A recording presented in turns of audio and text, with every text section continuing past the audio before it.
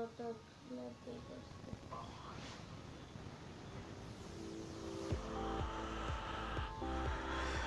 to pick our T20 team of the year, but a little clarification before we start. There are very, very few T20 internationals played, so you can't only pick a team based on what you've seen in T20 internationals. T20 still is a league sport, not a nation versus nation sport.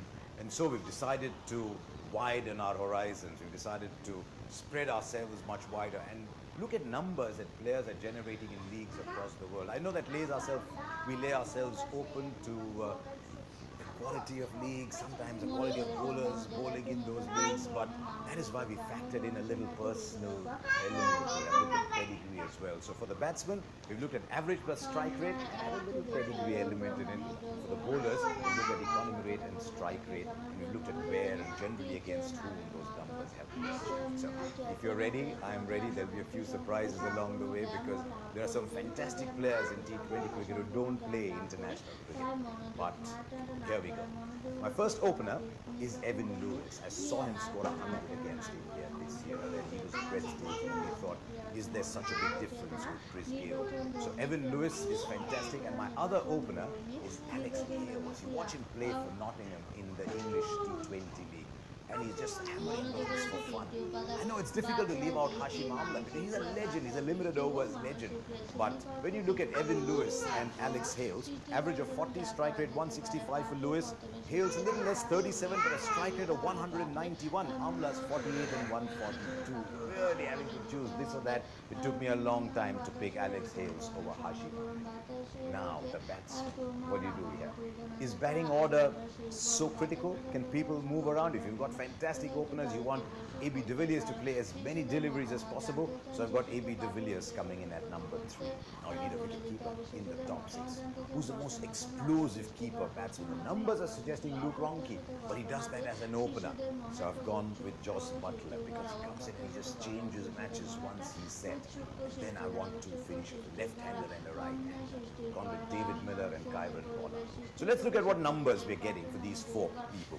AB de Villiers, another planet. 44 plus 157, that adds up to over 200. At one time we thought 160 was good, you know. Then Jos Buttler, maybe a slightly lower average, 29. That's because he's played a lot of his cricket in Bangladesh and the slow wickets where he's not that good. But once he's set in this company, I think he'll just go and explode. And then David Miller, 40 and 142. Kyron Pollard. Kyron Pollard comes in the corner and saying, oh my God, is this game over? So Kyron Pollard is number 6 and I'll try and sneak one on a good day, 2 overs out of it. Right, now the 5 bowlers, one of them has to bat. And that is why with a combination of his batting skills, hitting the ball in strange areas, that little mystery element, I've gone in for Sunil Narayan as my first spin bowler. What do I do next? I really like Shardul. He fields beautifully, he contributes with the bat, he's a good aggressive wicket-taking bowler. But how do you leave out Rashid Khan? I mean, Rashid Khan's numbers are just magnificent. He's bowling at an economy rate of 5.6, a strike rate of 16, an average of 15, and he's doing that in big tournaments. He's doing that in the CPL, he's doing that in the IPL, he's not just doing that for Afghanistan.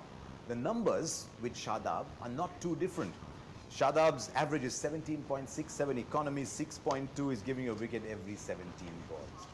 But I do believe that Rashid is charting a new course, so I've gone Rashid over Shadab. Bhuvneshwar Kumar has been fantastic. His numbers in T20 cricket are magnificent. They're even better than his numbers in one-day cricket. And I do believe, and this is not my view alone, but the view of many distinguished cricketers around the world, that there are few better death bowlers at the moment than Jasprit Bumrah. So you have Bumrah and you have Bhuvneshwar Kumar. Now that leaves me with the trickiest question. Muhammad Amir or Harsah Boggle? I'm a huge fan of Harsah Boggle. Just love the way his energy, I love the way he bustles in. His numbers are fantastic. But you must have a left-arm bowler. And maybe he just does well against India, maybe does well every time I see him. But a left-arm bowler who swings the ball in, can bowl at the depth. I'm very tempted to go with Muhammad Amir. Agar aap Hasan Ali ke fans hain, so I'm going in with Muhammad Amir. So there you are. That's my T20 side. You know, if you go strictly by numbers, there are people like Samit Patel, there's Colin Ingram, there's Luke Ronke. We talked about Hashim Amla, Clint Mackay, former Australian bowlers produce some fantastic numbers. And these go under the radar because we tend not to look so much at what's happening in overseas leagues, and we look at T20 internationals. And that's why we had to spread our net wide.